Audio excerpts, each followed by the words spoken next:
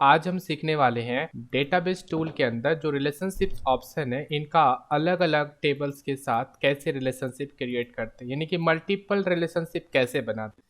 दोस्तों, अभी तक हमारे इस वीडियो को लाइक नहीं किया है तो लाइक कर दीजिए, साथ ही हमारे चैनल को सब्सक्राइब करके बेल आइकन को क्लिक कर दीजिए। तो मेरे पास यहाँ पे कई सारे टेबल्स ऑलरेडी बने हुए हैं, आप जिसमें देख सकते हैं एम्प्लॉय डेटा है, ऑर्डर डिटेल्स लिस्ट है, ऑर्डर लिस्ट है एंड एक हमारा टेबल कस्टमर लिस्ट है। अब मुझे इन चारों टेबल को एक दूसरे से जोड़ना है, कनेक्ट करना है। तो उसके लिए मैं क्या करता हूँ, यहाँ से डेटाबेस टूल के अंदर जाकर रिलेशनशिप्स ऑप्शन पे क्लिक करता हूँ एंड देन उसके बाद हम यहाँ पे चूज करेंगे चारों टेबल।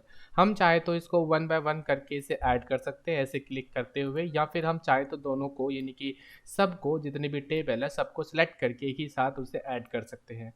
एंड देन जब ऐड हो जाता है तो यहाँ पे कुछ इस तरह का फॉर्मेट दिखने लग जाता है। अब मुझे क्या करना है, यहाँ से एम्प्लॉय डेटा और यहाँ पे कस्टमर लिस्ट, मुझे एम्प्लॉय को और कस्टमर को एक दूसरे के साथ कनेक्ट करना है। और ध्यान रहे कि हमारे पास जो टेबल है रिलेशनशिप बनाने के लिए, रिलेशनशिप के अंदर यानी कि रिलेशनशिप बनाने के लिए आपको हर एक टेबल के अंदर कुछ कॉमन फील्ड होना ज़रूरी है, कॉमन रिकॉर्ड होना ज़रूरी है, नंबर ऑफ़ क्वांटिटीज़ भी होना ज़रूरी है, यानी कि कॉमन नंबर ऑफ़ क्वांटिटीज होनी चाहिए जिस फील्ड के साथ आप कनेक्ट करना चाहते हैं। अगर ये बात आपको समझ नहीं आई है तो मैं आपको अगेन रिपीट कर देता हूँ कि जैसे कि हमारे पास एम्प्लॉय डेटा है, अब इसके इस डेटाबेस के अंदर, इस टेबल के अंदर टोटल कितने रिकॉर्ड है, 15 रिकॉर्ड है, एम्प्लॉयज़ 15 है। एंड देन कस्टमर की बात करें तो इसमें भी हमारा 15 रिकॉर्ड ही होना चाहिए। आप काउंट करोगे तो यहाँ पे 15 रिकॉर्ड्स मिलेंगे। तो अगर आपके पास एम्प्लॉय डेटा में 15 है और कस्टमर में आपका 14 है तो फिर कनेक्ट नहीं होगा, या फिर 16 है तो कनेक्ट नहीं होगा। तो यानी कॉमन रिकॉर्ड होना ज़रूरी है अगर किसी भी फील्ड के साथ आप जोड़ना चाहते हैं। अभी फ़िलहाल हमारे पास जो एम्प्लॉय डेटा है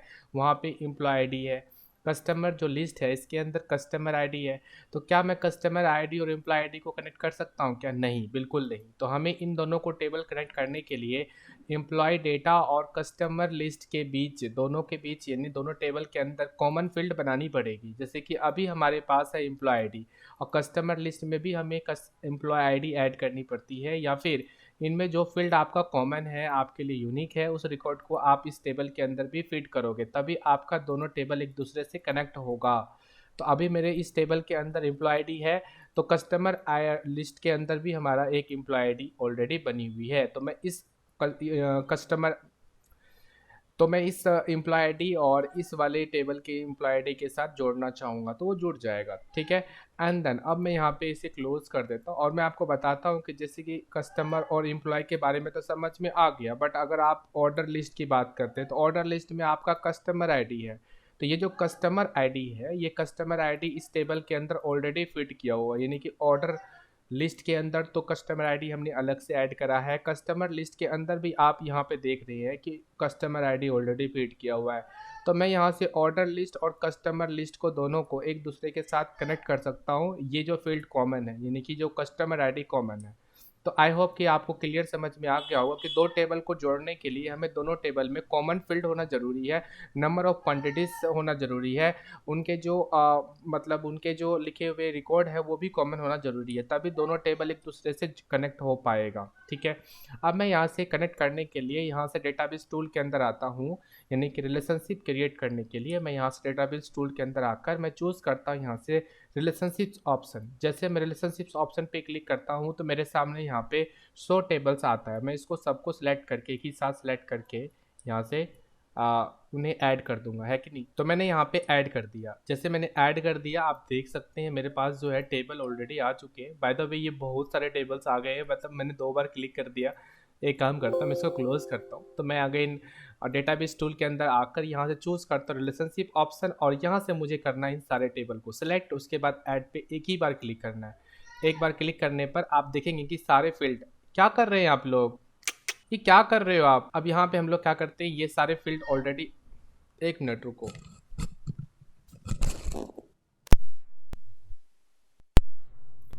हाँ, तो मैं कह रहा था कि ये सारे फील्ड हमने ऐड कर दिए, सारे टेबल ऐड कर दिए। यहाँ पे ऐड करने के बाद मुझे जिस टेबल को एक दूसरे से जोड़ना है उस टेबल को एक जगह पे लाना पड़ता है। यहाँ पे देखिए मैंने ना एम्प्लॉय डेटा को यहाँ पे रखा है और कस्टमर लिस्ट को मैंने यहाँ रखा है। उसके बाद हमें क्या करना है, यहाँ से इस टेबल को इस टेबल के साथ कनेक्ट करना है। तो यहाँ से एम्प्लॉय आईडी को सिलेक्ट करके मैं इस वाले टेबल के एम्प्लॉय आईडी के ऊपर रख देता हूँ। तो आप देखेंगे कि यहाँ पे एक रिलेशनशिप डायलॉग बॉक्स यानी डायलॉग मतलब विंडो ओपन हुई है। यहाँ पे आपको मिल रहा है कि एम्प्लॉय आईडी के साथ रिलेट होना चाहता है, यदि आप कनेक्ट करना चाहते हैं तो इसको आप क्रिएट कर सकते हैं, या फिर आप यहाँ पे नीचे में इनके प्रॉपर्टीज़ को भी चेक कर सकते हैं, जिनमें आपको बताया जा रहा है कि अगर आप ये दो टेबल को आप कनेक्ट करते हैं तो उनमें क्या आपका अपडेट होना ज़रूरी है या फिर डिलीट होना ज़रूरी है, मतलब कि आप क्या करना चाहते हैं। जैसे कि अगर मैं इन्फोर्स ये इंटीग्रिटी को ऑन ऑन कर देता हूँ तो यहाँ पे आप देखते हैं कि ये दोनों ऑप्शन एनेबल हो जाते हैं, जिसका मतलब होता है कि अगर एम्प्लॉय डेटा में कुछ अपडेट होगा, कुछ चेंज होगा, तो यहाँ पे कस्टमर लिस्ट के टेबल के अंदर ऑटोमेटिकली अपडेट हो जाएगा। वो रिकॉर्ड के अकॉर्डिंग यहाँ पे ऑटोमेटिक एक फील्ड बन जाएगा, डेटाबेस क्रिएट हो जाएगा। अगर आप करना चाहते हैं ऐसा तो आप इस ऑप्शन को टिक करेंगे, ठीक है। एंड सेकंड ऑप्शन आप देखेंगे यहाँ पे है जो डिलीट रिलेटेड रिकॉर्ड्स, यानी कि अगर आप कस्टमर के रिकॉर्ड आप डिलीट करते हैं तो उसके जो रिलेटेड फील्ड है यहाँ पे जो कनेक्टेड है, जिस फील्ड को यहाँ कस्टमर लिस्ट के अंदर जो कनेक्टेड है वो ऑटोमेटिकली डिलीट हो जाएगा अगर डाटा यानी कि एम्प्लॉय डेटा के अंदर डिलीट करेंगे तो ये चीज़ आप यहाँ पे यस करना चाहते हैं। इसके लिए तो आप यहाँ पे क्लिक करके ओके कर देंगे। ओके एंड देन इतना करने के बाद रिलेशनशिप का ये प्रॉपर्टीज कंप्लीट होता है। अब यहाँ पे आप क्रिएट बटन पे क्लिक कर देंगे तो आप देख सकते हैं कि जो एम्प्लॉय डेटा है यानी कि एम्प्लॉय आईडी है और यहाँ पे एम्प्लॉय आईडी है, दोनों एक दूसरे के साथ कनेक्ट हो चुका है with the help of relationship. अब मैं इस कस्टमर को मैं इस ऑर्डर लिस्ट के साथ जोड़ना चाहता हूँ। जैसे कि यहाँ पे आप देखते हैं कि ये कस्टमर है। अब मुझे इस कस्टमर लिस्ट टेबल को इस ऑर्डर लिस्ट के साथ जोड़ना चाहता हूँ। तो इसके लिए मैं क्या करता हूँ, यहाँ से कस्टमर आईडी को क्लिक करके इस टेबल के कस्टमर आईडी के ऊपर रख देता हूँ। तो जैसे मैं इसके ऊपर रखता हूँ तो अगेन यहाँ पे लिखा हुआ आता है कस्टमर आईडी यानी कि दोनों एक दूसरे से कनेक्टेड होने वाला है। अब यहाँ पे इन दोनों फीचर को भी एनेबल कर देता हूँ। तो यहाँ पे क्लिक करके यस कर देने के बाद उसके बाद क्रिएट बटन पे क्लिक करना होता है। आप देखेंगे कि दोनों एक दूसरे से कनेक्ट हो जाता है। एंड उसके बाद मुझे यहाँ पे भी ये टेबल तो इसके और इनके साथ जोड़ना है। तो यहाँ से ऑर्डर आईडी को सिलेक्ट करके इस टेबल के ऊपर ऑर्डर आईडी के ऊपर रख देते हैं एंड उसके बाद क्रिएट करते हैं। बाय द वे मैं आपको बता दूं कि यहाँ पे अपडेट और डिलीट वाला क्वेरी जो है ना, या फिर जो ऑप्शन है प्रॉपर्टीज है एड रिलेशनशिप्स का, ये एनेबल नहीं करना है इसके अंदर, बिकॉज कि यहाँ पे ऑर्डर डिटेल्स ना आगे और भी बढ़ सकते हैं यानी कि चेंज कर सकते हैं। तो यहाँ पे ये चीज़ ना आपको अभी जब मैं और दिखाने लगूंगा तो आपको समझ में आएगा कि ऐसा क्यों करना होता है यहाँ पे, ठीक है। इतना करने के बाद हम इसको क्या करते हैं, सेव बटन पे क्लिक कर देते हैं। आप Ctrl+S बटन का भी यूज कर सकते हैं। जब आप सेव कर देंगे तो इसे आप क्लोज भी कर सकते हैं। यहाँ से अब क्लोज हो जाएगा एंड अब देखेंगे कि हमारे पास जो इम्प्लॉय डेटा है इसके अंदर जब आप ओपन करके देखेंगे डेटाबेस को तो यहाँ पे प्लस बटन नज़र आता है। इससे आपको पता चलेगा कि आप इसके अंदर एक टेबल को कनेक्ट कर रखा है। और ये देखो, ये जो एम्प्लॉय है ये इस कस्टमर को डील करता है। और यहाँ पे जब आप कोई बटन पे क्लिक करते हैं तो आप देखेंगे कि आपके सामने जो ये कस्टमर है उन्होंने इस चीज़ का ऑर्डर दिया है एंड देन जब इस प्लस पे क्लिक करेंगे तो उन्होंने इस ऑर्डर के साथ ये सारी चीज़ें ऑर्डर करी है। तो मतलब एक कस्टमर ऑर्डर और ऑर्डर डिटेल्स, यानी कि कहने का मतलब ये चार फील्ड, चार टेबल एक दूसरे से कनेक्टेड है, जिसमें आपको हर एक सीरीज़ बाय सीरीज़ आपको पता चल जाती है। तो ये एक फॉर्मेट बना हुआ होता है कि अगर मैंने एक ऐसे एज्यूम किया है कि आपके पास बहुत सारे अलग अलग टेबल्स हैं, उस टेबल में कई सारे अलग अलग लेवल है, यानी कि एक तो डेटा का एम्प्लॉय का रिकॉर्ड, दूसरा कस्टमर का रिकॉर्ड, तीसरा उस कस्टमर ने जो ऑर्डर किया है उसका रिकॉर्ड, उस ऑर्डर में क्या क्या ऑर्डर किया है उसका डिटेल्स यहाँ पे। तो ये चारों डेटा एक दूसरे से कनेक्टेड होना ज़रूरी था और हमने कनेक्ट कर दिया है।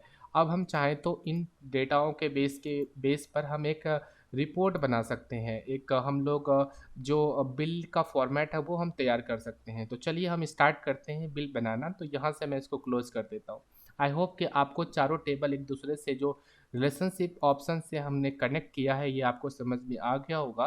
तो जैसे कि आप रिलेशनशिप बनाते हैं तो उनके रूल्स हैं जो आपको पता है, ऑलरेडी मैंने बता भी दिया है। अगर आपको नहीं मालूम तो आप यहाँ पे इसका डिस्क्रिप्शन भी पढ़ सकते हैं। लिखा हुआ how to data table is related such as ID field और name field is a different table that should match, यानी कि उसके साथ में मैच होना ज़रूरी है अगर दो टेबल को एक दूसरे से कनेक्ट करना चाहते हैं तो। खैर, मैंने रिलेशनशिप बनाने के बाद मैं इन सभी टेबल्स के कोई भी फील्ड को एक जगह पे ला सकता हूँ। कहने का मतलब ये हुआ कि अगर मुझे एम्प्लॉय डेटा में से एम्प्लॉय आईडी चाहिए, वो मैं अलग करके, मुझे ऑर्डर आईडी में से ऑर्डर डिटेल्स में से ऑर्डर डिटेल्स आईडी चाहिए, उनका ऑर्डर डेट चाहिए, कस्टमर डिटेल्स में से कस्टमर का नेम चाहिए, उनका एड्रेस चाहिए। तो मैं ये सारा फील्ड इंडिविजुअल अलग अलग टेबल से एक क्वेरीज बना सकता हूँ। तो चलिए हम जानते हैं कैसे बनाते हैं। उसके लिए आपको यहाँ पे जाना है क्रिएट में और उसके बाद चूज़ करना है क्वेरी विजार्ड। तो यहाँ पे क्वेरी विजार्ड पे जाने के बाद आपको यहाँ पे सिंपल क्वेरी विजार्ड पे जाकर ओके करना है। अब इतना करने के बाद आप अपने टेबल में से जो भी आप फील्ड लाना चाहते हैं बेशक उस टेबल को क्लिक करिए और उस टेबल के अंदर जो फील्ड बनी हुई है उसको ऐड कर दीजिए। मैंने यहाँ पे कस्टमर आईडी लेना है तो मैंने कस्टमर आईडी को क्लिक करके ऐड कर दिया है। यहाँ से मुझे फर्स्ट नेम लेना है तो मैंने फर्स्ट नेम को लेकर ऐड कर दिया, लास्ट नेम। एंड उसके बाद अगर आप सिटी लेना चाहते हैं बेशक सिटी ले लीजिए। एंड आगे मेरे पास यहाँ पे ऑर्डर ऑर्डर लिस्ट है, ये दूसरा टेबल है। बाय द वे आपको बता दूं मेरे पास 4 टेबल है। मैंने ये 4 फील्ड जो है कस्टमर आईडी से लिया है, यानी कस्टमर लिस्ट से लिया है। कस्टमर का जो रिकॉर्ड है जिस टेबल में उस टेबल से मैंने 4 फील्ड लिए हैं। अब मैं यहाँ पे ऑर्डर लिस्ट के टेबल के अंदर आता हूँ और यहाँ पे मुझे ये सारे फील्ड नज़र आते हैं। इसमें से जो मुझे चाहिए मैं उसको क्लिक करूँगा। जैसे कि मुझे ऑर्डर डेट चाहिए तो मैंने ऑर्डर डेट ले लिया। और मुझे यहाँ पे कैटेगरी चाहिए तो कैटेगरी ले सकते हैं, या फिर आप प्रोडक्ट नेम तो प्रोडक्ट नेम ले सकते हैं। तो मैंने ना यहाँ पे क्या करना है, पहले तो ऑर्डर डिटेल्स में जाना है और मैंने यहाँ पे प्रोडक्ट नेम ले लिया, ठीक है।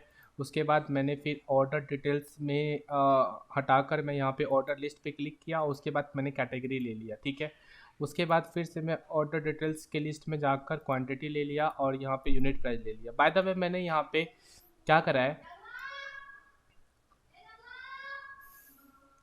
सभी टेबल में से अलग अलग जो फील्ड है वो उसको मैं एक जगह पे ले आया और इसके बेस पे मैं क्या बनाता हूँ, क्वेरी बनाता हूँ। तो इसको हम क्या करते हैं, नेक्स्ट करेंगे और नेक्स्ट करने के बाद इसे फिक्स कर देंगे, फिनिश कर देंगे। जब फिनिश कर देंगे तो आप यहाँ पे देख सकते हैं कि आपके पास वही रिकॉर्ड आया है, वही फील्ड आया है। यहाँ कस्टमर आईडी, नेम है, लास्ट नेम है, यहाँ पे कंपनी है, ऑर्डर डेट है, प्रोडक्ट है, कैटेगरी है, यहाँ पे क्वांटिटी है और यहाँ पे यूनिट प्राइस है। बाय द वे ये क्वेरीज है।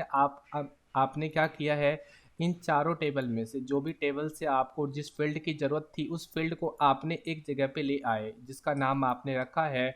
आप यहाँ पे नाम भी रख सकते हैं, यहाँ पे कहते हैं कि रिपोर्ट क्वारी, QUERY, ठीक है। तो मैंने यहाँ पे रिपोर्ट क्वारी का नाम दे दिया। बाय द वे अब ये जो फॉर्मेट आपको बना हुआ मिल रहा है, अब इसके बेस पे हम क्या करते हैं, अलग अलग कैलकुलेशन। बट आप यहाँ पे आप एक चीज़ चेक करिए कि क्या आपके पास जो क्वांटिटी 23 है और एक का प्राइस 51,000 है, तो 23 मल्टीप्लाई इन दोनों का होना ज़रूरी है ना। कहने का मतलब है 23 मल्टीप्लाई 51, तभी तो यहाँ पे टोटल प्राइस आएगा ना। तो मुझे यहाँ पे टोटल प्राइस भी चाहिए। तो अब मैं इसके लिए क्या करता हूँ, तो ध्यान देना, मैं यहाँ पे राइट क्लिक करके चूज़ करता हूँ डिज़ाइन व्यू। डिज़ाइन व्यू पे जाने के बाद आप देखेंगे कि आपके सामने आपको मिलता है 3 टेबल का रिकॉर्ड जो तीनों एक दूसरे से कनेक्टेड है। आप देख सकते हैं कस्टमर आईडी, ये कस्टमर आईडी से कनेक्ट है, ऑर्डर आईडी ये ऑर्डर आईडी से कनेक्टेड है। अब ये 3 टेबल कनेक्टेड है, बट मेरे पास जो एम्प्लॉय डेटा था, ये जो टेबल था, इसके साथ कोई फील्ड मैंने कनेक्ट नहीं करा है। सो ये नहीं चाहिए था इसका रिकॉर्ड, इसीलिए मैंने कनेक्ट नहीं किया, यानी कि उनको ऐड नहीं किया इस क्वेरी के अंदर। बट मैंने इन तीनों टेबल से रिकॉर्ड को लाए हैं। अब मैं चाहता हूँ कि जो क्वांटिटी है और ये यूनिट प्राइस है, दोनों को मल्टीप्लाई करूँ ताकि यहाँ पे एक फील्ड बन जाए जिसका नाम हो टोटल प्राइस। आप टोटल प्राइस फील्ड को डायरेक्ट कैलकुलेट कर सकते हैं। आपको पता है कैलकुलेट करने के लिए हमें राइट क्लिक करनी है। राइट क्लिक करने के बाद आपको जानी है बिल्ड पे। अब ध्यान रखें कि कर्सर मैंने कहाँ रखा है, कर्सर मैंने यहाँ पे फर्स्ट सेल के अंदर रखा है। यूनिट प्राइस के राइट में जो आपका ब्लैंक सेल है, इसके अंदर आप राइट क्लिक करते हैं, चूज़ करते हैं बिल्ड। बिल्ड पे जाने के बाद आपको यहाँ पे जो फील्ड का नाम रखना चाहते हैं वो आप यहाँ पे नोट करेंगे। जैसे कि मैंने यहाँ पे रख दिया है टोटल प्राइस, तो मैंने टोटल और मैंने बिना स्पेस का मैंने लिख दिया टोटल प्राइस। इतना लिखने के बाद स्पेस बटन दबाना है, फिर कॉलन देना है। कॉलन देने के बाद आप फिर स्पेस देंगे और क्यू लिखेंगे, क्यू फॉर क्वांटिटी। तो आप यहाँ पे क्वांटिटी ऑटोमेटिकली लिखा हुआ जाता है। आप यहाँ पे डबल क्लिक करके उसे ला सकते हैं। उसके बाद आप मल्टीप्लाई का सिंबल देंगे, फिर यहाँ पे आप लिखेंगे यूनिट प्राइस, तो यू फॉर यूनिट प्राइस। तो यू लिखने के बाद आप यूनिट प्राइस ऑटोमेटिक आ जाता है, इस पर डबल क्लिक करके उसे ला सकते हैं। बस इतना बार करने के बाद आप ओके बटन पे क्लिक कर दीजिए। उसके बाद आप क्या करते हैं, यहाँ से रन पे क्लिक करने से आपका ऑटोमेटिकली ये कैलकुलेट भी हो जाता है। आप देख सकते हैं यहाँ पे टोटल प्राइस आ भी गया, ये सारा रिकॉर्ड ऑटोमेटिक फिट हो गया और मैं इसको सेव कर देता हूँ। बाय द वे तो ये हमने अभी क्या सीखा है कि क्वेरीज के साथ डायरेक्ट कैलकुलेशन करना और साथ ही साथ उसका फील्ड जनरेट करना। यानी कि फील्ड मुझे ना, ये फील्ड किसी टेबल के अंदर नहीं था और मुझे ये फील्ड चाहिए था इस क्वेरी के अंदर। जब मैं इस क्वेरी को रन करूँगा तो ये फील्ड यहाँ पे दिखने लगेगा। और मैं बता दूँ कि ये क्वेरीज का जो इम्पोर्टेंस है वो सिर्फ इन टेबल से है। अगर ये टेबल नहीं तो ये क्वेरी भी नहीं। तो ये चीज़ ना, ये क्वेरीज इनके थ्रू बना हुआ है। तो मेन ये हमारा डेटाबेस हो गया बाय द वे। अब यहाँ पे हम इस रिपोर्ट के बेस सॉरी इस क्वेरीज के बेस पे रिपोर्ट बनाना चाहेंगे। अब रिपोर्ट बनाने के लिए मैं क्या करता हूँ, क्रिएट में जाकर मैं चूज़ करता हूँ यहाँ से रिपोर्ट विजार्ड पे क्लिक करने के बाद मैं यहाँ पे इस क्वेरीज के सारे फील्ड को एक साथ ले आता हूँ। यहाँ से मैं ऐड कर देता हूँ एक साथ। यहाँ पे इसको एक साथ बोलते हैं ऐड करना, या फिर एक एक करके फील्ड को ऐड कर सकते हैं या एक साथ ऐड कर सकते हैं। आई होप कि समझ में आ जाता है ये चीज़ें आपको। एंड देन इतना करने के बाद नेक्स्ट करते हैं। उसके बाद आपको यहाँ पे फिनिश करनी है। फिनिश करने के बाद आप यहाँ पे देख सकते हैं कि आपके सामने सारे रिकॉर्ड यहाँ पे फिट हो चुका है। अब ये जो फिट हो चुका है ऑटोमेटिकली, इस चीज़ को आप क्या करते हैं, यहाँ से क्लोज करते हैं। यहाँ पे क्लोज प्रिंट प्रीव्यू, ये प्रिंट प्रीव्यू है। अभी तो प्रिंट करना नहीं है क्योंकि मुझे इसको सेटअप करनी है। सेटअप करने के लिए मुझे पहले से इसे क्या करना होगा, प्रिंट प्रीव्यू को क्लोज करना होगा। अब यहाँ पे आप देखते हैं प्रिंट प्रीव्यू हट गया, पर इस तरह के फॉर्मेट आ चुके हैं। अब इस तरह के फॉर्मेट आने से हमें काम करने में प्रॉब्लम होगी। तो इसके लिए मैं क्या करता हूँ, यहाँ से व्यू में जाकर चूज़ करता हूँ लेआउट व्यू पे क्लिक करने पर हमारे सामने कुछ इस तरह का लेआउट नज़र आते हैं। तो मैं यहाँ पे इस लेआउट में कुछ चेंज करता हूँ। जैसे कि मैं इस पेज को लैंडस्केप फॉर्मेट में कर देता हूँ। लैंडस्केप फॉर्मेट तो हम सभी को मालूम है। यहाँ पे आप देखिए पेज सेटअप के अंदर क्या मिलता है हमें, लैंडस्केप फॉर्मेट। तो मैं लैंडस्केप पे क्लिक कर दिया। अब मैं यहाँ पे देख सकता हूँ कि मेरे पास सारे थोड़े से स्पेसेस थोड़ा ज़्यादा हो चुके हैं।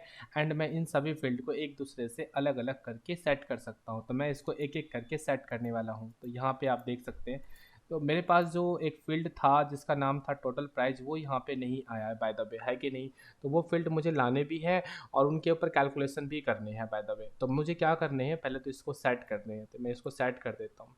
और अभी जो आपको मैंने बताया कि इसको सेट करने के लिए सिंपल है, एक लैंडस्केप फॉर्मेट ले लो और उसके बाद आप इसको सेट कर देना, सिंपल है। तो मैंने ना इसको ऐसे ऐड कर दिया बाय द वे। एक सेकंड रुको, इसको मैं अपने कीबोर्ड के जो राइट एरोज़ है उससे मैं इसको ऐड कर देता हूँ। तो सो सिंपल है, ज़्यादा मुश्किल नहीं है। इसको फटाफट मैं ऐड कर देता हूँ।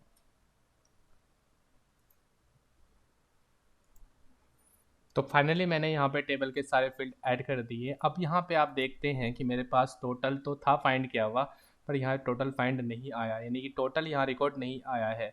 ऐसे केस में मैं क्या करता हूँ, यहाँ से जाता हूँ डिज़ाइन के अंदर, और आपको मालूम है पहले से ही आप जानते हैं ऐड एडजस्टिंग फील्ड पे क्लिक करके जो फील्ड नहीं होता उसको हम इसको ऐड कर देते हैं कि नहीं। तो ये जो फील्ड ऐड हुआ है ये यहाँ इस तरह से यहाँ पे आ चुका है। तो मैं इसको ट्रैक करके यहाँ पे ले आता हूँ। आप देख सकते हैं प्रॉपर हमारा वो आ रहा है। और ये इसको हमने प्रॉपर इस तरह से सेट कर देना अपने हिसाब से। मुझे जहाँ रखना है उसको हम उसको ऊपर नीचे कर सकते हैं बाय द वे, इसमें कोई इशू नहीं है। तो ये कर सकते हैं, है कि नहीं। अब इस फील्ड को अपने हिसाब से बड़ा छोटा आप कर सकते हो। आप लेफ्ट में रखना चाहते हो लेफ्ट रख सकते हैं, राइट रखना चाहें बेशक राइट रख सकते हैं। उसके लिए आपको सेलेक्ट करके क्या करनी होती है, अलाइनमेंट। आपको फॉन्ट होम मेन्यू के अंदर लेफ़्ट अलाइन राइट अलाइन मिल जाता है। इसको अपने हिसाब से सेट कर सकते हैं। आपको जो बेस्ट लगता है उनको आप क्लिक करके दिखा सकते हैं। इतना करने के बाद अब आपको क्या करनी है, इसको क्लोज़ करनी है। इसको सेव कर दीजिए और यहाँ से क्लोज़ कर दीजिए। अब आपके पास रिपोर्ट बन चुका है, पर इस रिपोर्ट में अभी भी बहुत सारा काम करना बाकी है। क्या काम करने बाकी है तो मैं आपको बता देता हूँ कि क्या काम करने बाकी है।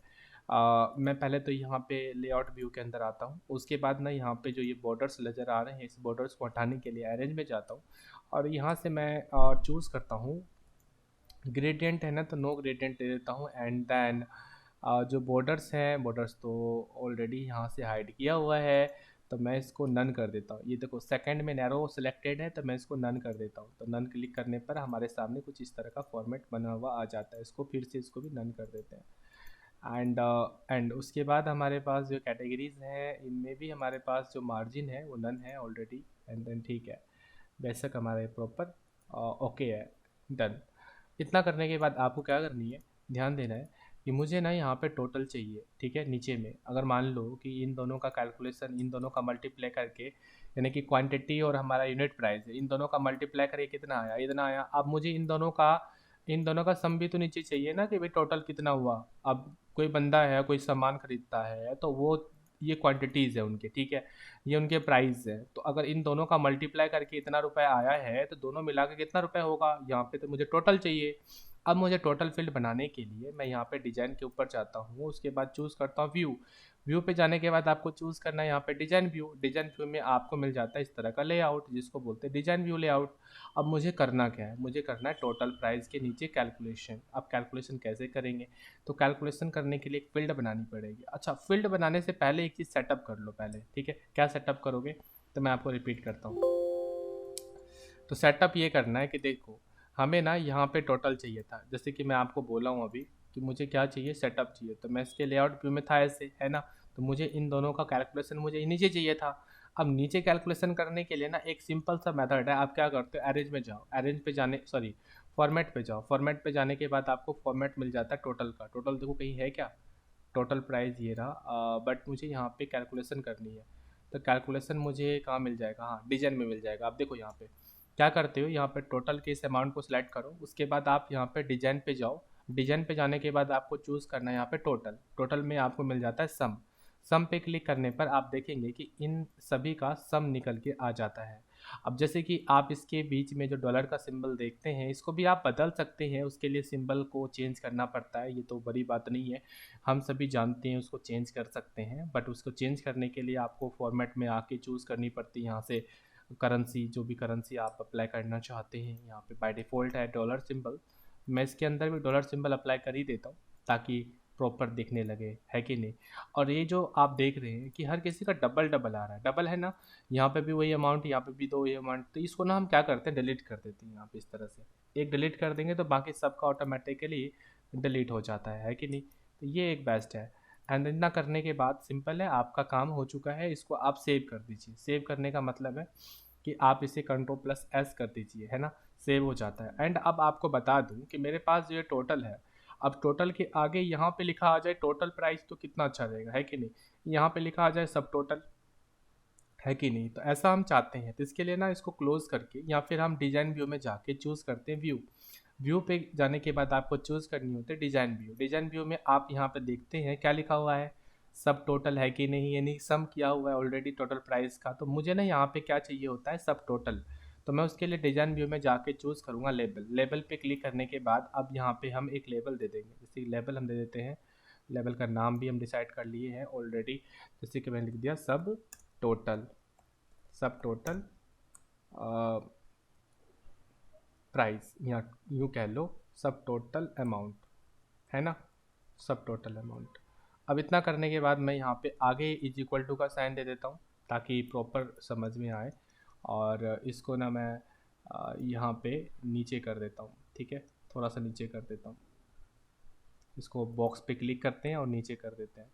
That's all. इतना करने के बाद ना आपको क्या करनी है, इसके साथ में अगर आप चाहते हैं कि थोड़ा सा इसको सेंटर कर दें, तो वो सेंटर करने का ऑप्शन भी आप होम मेन्यू से जानते हैं, लेफ़्ट राइट सेंटर करना बाय द वे। और इसमें बॉक्स के अंदर कलर करना चाहते हैं तो कलर भी कर सकते हैं बाय द वे, इसके अंदर भी कलर कर सकते हैं अपने हिसाब से। तो इसको हम फिल कर देते हैं, इस तरह से कलर आप दे सकते हैं। तो ये बड़ी बात नहीं है, ये हम लोग जानते हैं, आसानी से कर सकते हैं ये काम, है कि नहीं। तो ये हमारा काम हो गया है। ओके, इतना करने के बाद आप क्या करते हैं, इसको क्लोज कर देते हैं। सेव करने के बाद क्लोज करेंगे बाय द वे, सेव करने के बाद इसे क्लोज कर दीजिए। अब जब इस रिपोर्ट को ओपन करके देखेंगे तो आपके सामने कुछ इस तरह का फॉर्मेट नज़र आएगा। देखिए यहाँ पे लिखा हुआ है सब टोटल करके जो भी है, और ये हमारा अमाउंट दिख रहा है। अब ये जो है हर किसी के लिए ऑटोमेटिकली जनरेट हो चुका है, चाहे जितना भी फील्ड हमारे पास क्यों ना हो, सबका ऑटोमेटिक जनरेट हो गया है। अब इसमें क्या है, मोबाइल है, वॉच है, माई बुक है, डीवीडी है, ये सारी चीज़ें जो है ना, ये इतने अमाउंट में आता है और इसका सब टोटल फॉर्मेट बना हुआ मिल जा रहा है।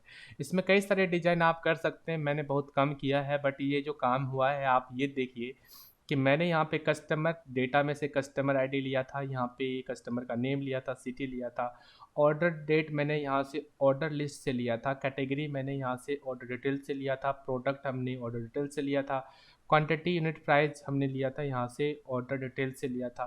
तो मतलब क्या, मैंने ना ये सारी चीज़ें ना तीन टेबल को मिलाकर मैंने फाइंड किया है। तो ये तीनों टेबल का जो कैलकुलेशन एक साथ हुआ है वो किसकी मदद से हुआ है, रिलेशनशिप की मदद से हुआ है। रिलेशनशिप अगर ना होता तो मैं ये सारे फील्ड एक जगह पे नहीं ला पाता। तो ये इंपॉर्टेंट है, ये आपको पता होना ज़रूरी है। अब मैं चलो इसको इतना करने के बाद सेव कर देता हूँ, इसको क्या कर देता हूँ, सेव कर देता हूँ। अब जब मैं इसको ओपन करता हूँ तो मेरे से क्या पूछता है, ये पूछता है, अब कुछ नहीं पूछता है, वो सीधा आपको ना हर एक कस्टमर का रिकॉर्ड दिखा देता है कि नहीं।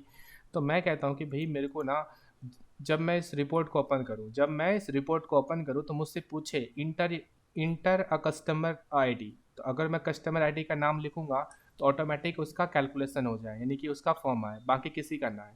तो ऐसे केस के लिए मैं क्या करता हूँ, यहाँ से क्वेरीज के ऊपर जाता हूँ और वहाँ पे मैं चूज़ करूँगा पैरामीटर। अब बोलोगे कि पैरामीटर क्या है, तो पैरामीटर एक तरह से कंडीशन होता है, एक तरह से फ़िल्टर होता है, वैलिडेशन होता है, जिसमें हम जिस भी फील्ड के साथ, यानी जिस भी क्वेरीज में हमने काम किया हुआ है उस क्वेरी में लगा देते हैं पैरामीटर, तो ऑटोमेटिकली उससे जुड़ा हुआ जितना भी रिकॉर्ड है सब में पैरामीटर काम करने लग जाता है। तो आप कैसे काम करते हैं, तो आप यहाँ से क्या करते हैं, क्वेरीज पे जाकर चूज़ करते हैं उसके डिजाइन व्यू के अंदर, और यहाँ पे आप जिस भी फील्ड में पैरामीटर यानी कि डाटा वैलिडेशन यूज करना चाहते हैं, वहाँ पे आपको यहाँ उस फील्ड के नीचे में आपको क्राइटेरिया का एक फील्ड मिलेगा, क्राइटेरिया का एक ऐसे रो नाम मिलता है, उसमें आपको क्या करने है, एक स्क्वायर पैरामाइड के अंदर, यानी कि ये स्क्वायर पैरामाइड, सॉरी स्क्वायर है, स्क्वायर जो ब्रैकेट होते हैं, स्क्वायर ब्रैकेट के अंदर आपको लिखना है कोई एक मैसेज जो आप दिखाना चाहते हैं। जैसे कि मैंने यहाँ पे, मैं जैसे आपको पहले बताया, मैं दिखाना चाहता हूँ कि इंटर अ कस्टमर आईडी, तो मैं यहाँ पे वही लिखता हूँ, इंटर अ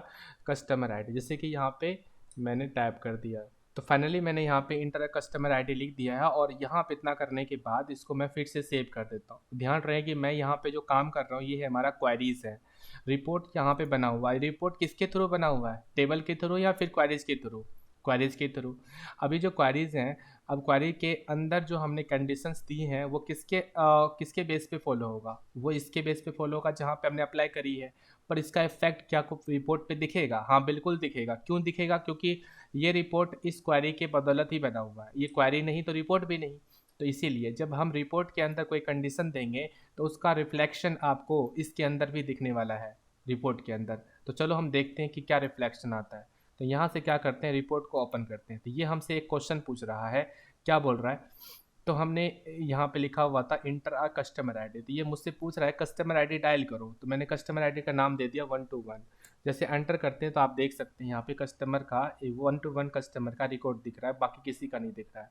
और यहाँ पे न जाने क्यों ये दो चीज़ें आ रहा है यहाँ पे, तो मैं यहाँ पे क्या करता हूँ, इसको व्यू पे जाकर चूज़ करता हूँ डिजाइन व्यू, तो और सॉरी एक सेकेंड, यहाँ व्यू पे जाके चूज़ करता हूँ लेआउट व्यू। लेआउट व्यू पे जाने के बाद एक सेकेंड, लेआउट व्यू पे जाने के बाद इसको ना एक बार डिलीट कर देते हैं, ठीक है, इसको हम एक डिलीट कर देते हैं। डिलीट करने के बाद बिल्कुल ओके है, परफेक्ट है। इतना करने के बाद एक बार सेव कर दो, फिर उसके बाद आप किसी का भी आप रिपोर्ट ओपन करेंगे ना, जैसे कि मैं यहाँ पे ओपन करता हूँ 1 to 5 का, तो 1 to 5 का जो कस्टमर है ना उनका रिकॉर्ड चेक करते हैं, तो देखो उसका प्रॉपर आ रहा है। तो मैं फिर से इसको क्लोज करूँगा एंड देन जब मैं यहाँ पे फिर से क्लिक करता हूँ यानी कि इस रिपोर्ट को, तो आप फिर से चेक करेंगे 1 to 6 का, तो 1 to 6 का जो कस्टमर है उसके पास ये रिकॉर्ड है, सिर्फ एक ही प्रोडक्ट है उनके पास।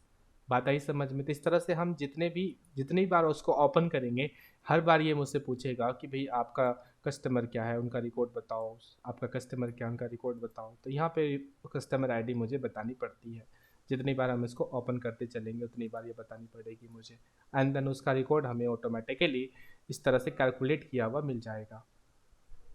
आई होप कि आप लोगों को समझ में आ गया होगा किस तरह से हम रिपोर्ट बनाते हैं और उनके बेस पे हम किस तरह से ये जो फॉर्मेट डिजाइन किया हुआ है करते हैं। तो ये आज की क्लास में आपको समझ में आ गया होगा कि रिलेशनशिप ऑप्शन की मदद से हम तो यहाँ से क्वेरी विजार्ड और रिपोर्ट विजार्ड का भी यूज़ करके समझ सकते हैं, यानी कि इनमें कई सारे फॉर्मेट बन सकता है। अब ये कंडीशंस वैलिडेशंस मैंने खुद से एक एज्यूम करके मैंने आपको दिखाया है कि इसका यूज प्रॉपर किस तरह से कर सकते हैं, बट इसका जो काम करने के स्टाइल हैं वो अलग अलग कंपनी के अंदर हो सकते हैं, पर तरीके आपको मालूम होनी चाहिए कि आपके पास एक सिंपल रिलेशनशिप ऑप्शन मैंने आपको कल बताया था, और आज हमने सीखा है कि मल्टीपल टेबल के साथ कैसे रिलेशनशिप क्रिएट करते हैं। जैसे कि आपको पता है कि मैंने रिलेशनशिप में 4 टेबल कनेक्ट कर लिए। बाय द वे जब आप कंपनी के अंदर काम करेंगे और आपको डेटाबेस के ऊपर काम करने को मौका मिलेगा, तो कई बार ऐसा मौका मिलेगा जिसमें आपके पास 10-10 ऐसे टेबल होंगे, 20-20 टेबल होंगे, जो हर एक टेबल एक दूसरे से जुड़े हुए होंगे। अब उन टेबल में से जो भी फील्ड आपको अलग करने होंगे वो क्वेरीज को क्वेरीज का हेल्प लेके अलग अलग कर सकेंगे। यानी कि अगर मान लो आपके पास ऐसे टेबल 50 टेबल है, उस 50 टेबल में से ऐसे 80 फील्ड, आपको 80 फील्ड ऐसे हैं जो आपको बाहर निकालने हैं। उस 50 टेबल में से कोई टेबल ऐसे हैं जिनका एक फील्ड है, तो कोई टेबल ऐसे फील्ड है जो दो दो दो फील्ड है जो बाहर निकालने हैं। जैसे लाइक आप एम्प्लॉय आईडी की बात करते हैं, एम्प्लॉय डेटा के अंदर एम्प्लॉय आईडी की बात करते हैं, तो आप एम्प्लॉय आईडी आप बाहर निकालना चाहते हैं। उसके बाद आपके कस्टमर आईडी में से यहाँ पे उनका नाम, उनका एड्रेस, उनका पिन कोड, मोबाइल नंबर बाहर निकालना चाहते हैं। फिर उसके बाद बाकी नहीं करना चाहते, उसके बाद यहाँ ऑर्डर आईडी में से सिर्फ आपको डेट बाहर निकालना है, कैटेगरी बाहर निकालना है। उसके बाद आपको ऑर्डर डिटेल्स में से आपको प्राइस बाहर निकालना है। तो हुआ ना कि आपके पास 4 टेबल है, और 4 टेबल में से कोई कोई एक अलग अलग फील्ड बाहर निकालने हैं, तो वो कैसे निकालोगे? उसके लिए आपको क्या करनी पड़ेगी? क्वेरीज का हेल्प लेनी पड़ेगी। अब क्वेरीज काम कब करेगा? जब ये चारों टेबल एक दूसरे से क्या होगा, जुड़ा होगा, कनेक्ट होगा। जब ये चारों टेबल जुड़े होंगे तभी तो आपको क्वेरीज की मदद से इन चारों टेबल में से कोई भी अलग अलग फील्ड लाने का मौका देगा। तो ये चीज़ आपको समझनी पड़ेगी। तो यही एक रिलेशनशिप का बेनिफिट। और आपने क्वेरीज की मदद से बहुत सारा काम किया हुआ था पहले कैलकुलेशंस के अंदर, और आज आपको प्रॉपर समझ में आया कि डेटाबेस के थ्रू किस तरह से हम लोग इन्हें अलग अलग करते हैं, उसके बेस पे रिपोर्ट बना सकते हैं या फिर बहुत सारे डिजाइन कर सकते हैं। तो यही एक बेनिफिट होता है डेटाबेस बनाने का। आई होप कि आपको समझ में आ गया होगा। दोस्तों, अभी तक हमारे इस वीडियो को लाइक नहीं किया है तो लाइक कर दीजिए, साथ ही हमारे चैनल को सब्सक्राइब करके बेल आइकन को क्लिक कर दीजिए।